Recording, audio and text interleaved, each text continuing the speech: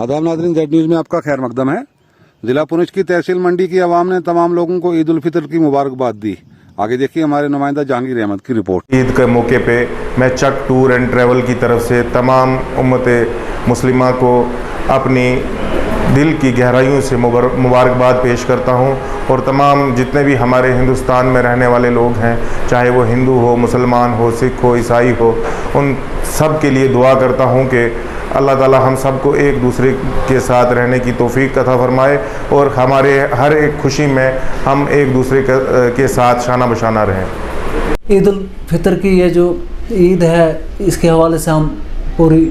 उम्मत मुस्लिमा को जो है मुबारकबाद पेश करना चाहते हैं और हम उम्मीद करते हैं कि ये ईद हमारे लिए एक निहायत ही ऐसा पैगाम लेके आए कि हमारे मुल्क में, हमारी रियासत में अमन कायम हो, भाईचारा हो और लोग जो है एक दूसरे से प्यार मोहब्बत करें और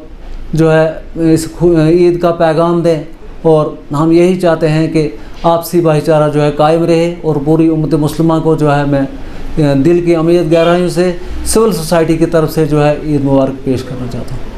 जी बिस्मिल्लाहिर्रहमानिर्रहीम। मैं शकील अहमद परे, ब्लॉक सदर पीपल डेमोक्रेटिक पार्टी मंडी,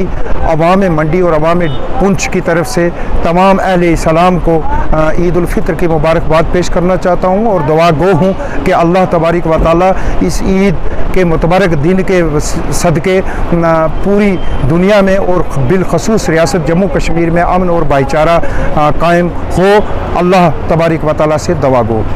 और मुसरत मौके पर हम तमाम अहले इस्लाम और अहले वतन को मुबारकबादी पेश करते हैं और दुआ करते हैं कि ये ईद जो है अमन व अमान का बायस बन कर रहे और तमाम जितने भी